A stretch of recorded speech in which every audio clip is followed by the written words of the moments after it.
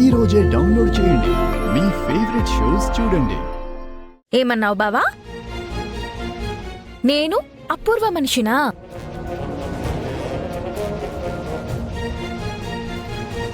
అమ్మాయి, ఏమైంది? మీరా ఫోన్ ఎత్తడం లేదు పిన్ని. ఓ, వాడున్నాడుగా చెరిగాడు, వాడికి చెయ్యి. ఆ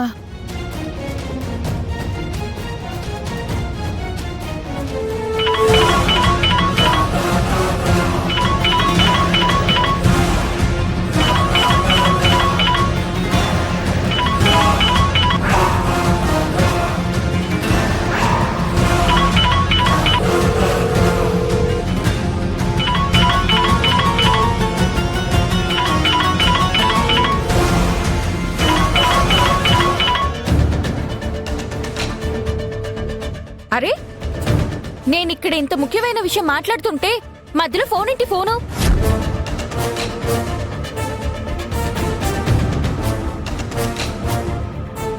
చెప్పు బావా, ఏమన్నావు?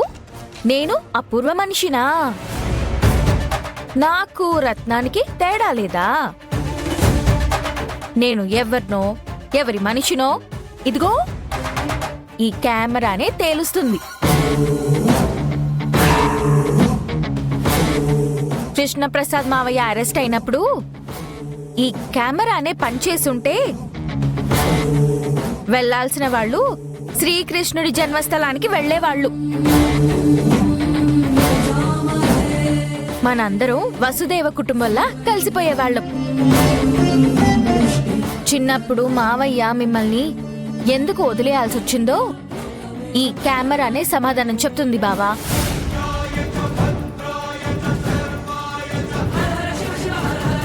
నేను అనాథలా ఎక్కడ ఎందుకు పెరిగానో ఈ కెమెరానే సమాధానం చెప్తుంది.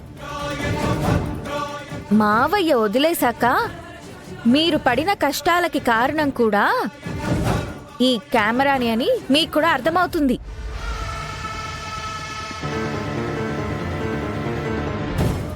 మీరు నన్ను ఇంతగా అవమానించినందుకు ఈ కెమెరాలో ఉన్న విషయం తెలుసుకున్నాక మీరు చాలా బాధపడతారు, ఏడుస్తారు కూడా బావా. మీరంటే నాకు ప్రేమ కనుక మీరు చేసిన అవమానాన్ని మర్చిపోయి మరీ మీ కన్నీటిని తుడుస్తాను బాబా. వస్తా.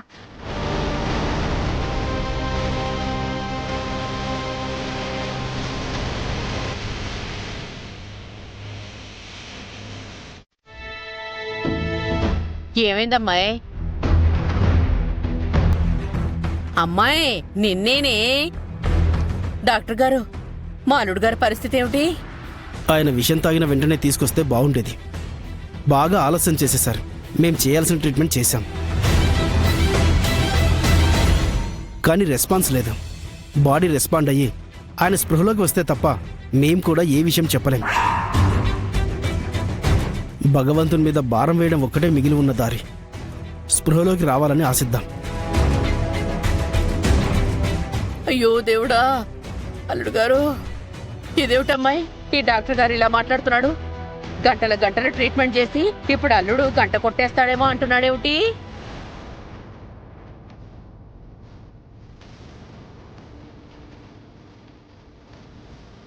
ఇంకా మోసం చేయాలని చూస్తున్నావా నన్ను?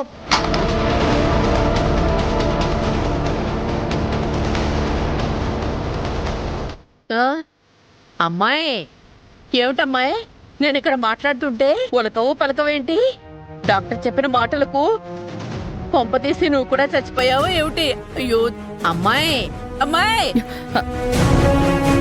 ఏంటి పిన్ని? ఏంటా అంటే ఇప్పుడు డాక్టర్ చెప్పింది ఏది నువ్వు వినలేదా? లేదు పిన్ని, నా టెన్షన్లో నేనున్నాను. అల్లుడు గారు స్పృహలోకి వచ్చి కళ్ళు తెరిచేంత వరకు ఏమి చెప్పలేమన్నారు అమ్మాయి డాక్టరు. లేదు పిన్ని, బావ బ్రతకాలి, కానీ ఇప్పుడప్పుడే స్పృహలోకి రాకూడదు.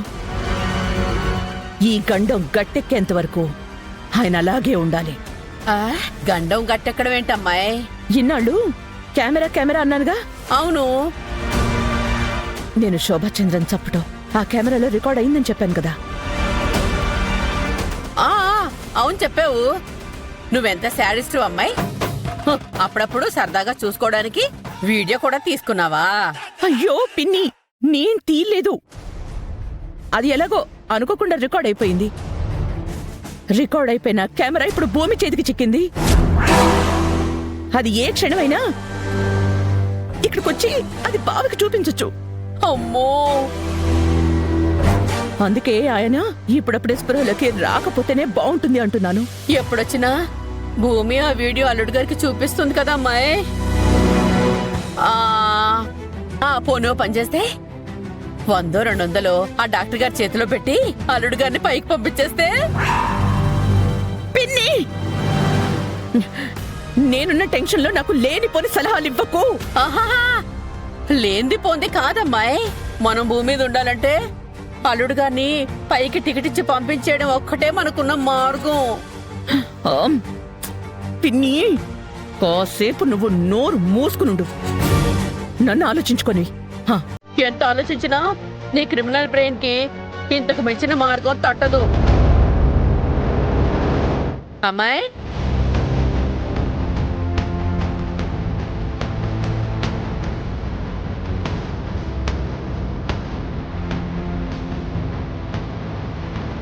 నానా, అమ్మ నన్ను ఎంత నమ్మించిందో తెలుసా? నా పసుపు కుంకుమలు కాపాడాడు కదా, ఒక మెట్టు దిగితే తప్పేంట్రా, థ్యాంక్స్ చెప్దామని ఆఫీస్కి తీసుకెళ్ళింది నాన్నా. ఆ తర్వాత అన్నయ్యను తన సొంత ఆఫీసులోనే బయటికి పిలిపించుకుని మరీ ఎంత దారుణంగా అవమానించిందంటే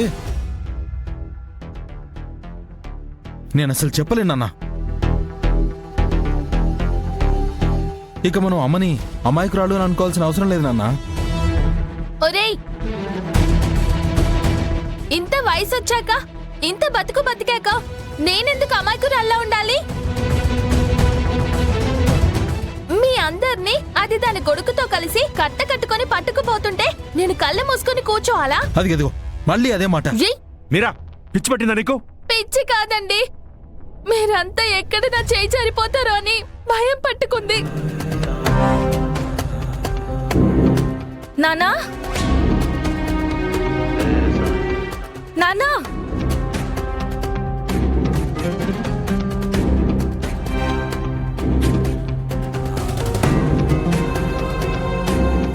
ఏంటి అంత సీరియస్ గా ఉన్నారు? ఏం చెప్పమంటావులే భూమి. మా అమ్మ చేసిన నిర్వాకానికి తలెక్కడ పెట్టుకోవాలో నాకే అర్థం కావట్లేదు. ఏంట్రా, నేనేదో ఆ గగన్ గాన్ని చంపేసినట్టు అంత నిందిస్తున్నావు? అత్తయ్య, కాస్త మర్యాదగా మాట్లాడండి. ఆయన మా ఆయన. అవునమ్మా, మీ ఆయనే, నాకెందుకు తెలీదు?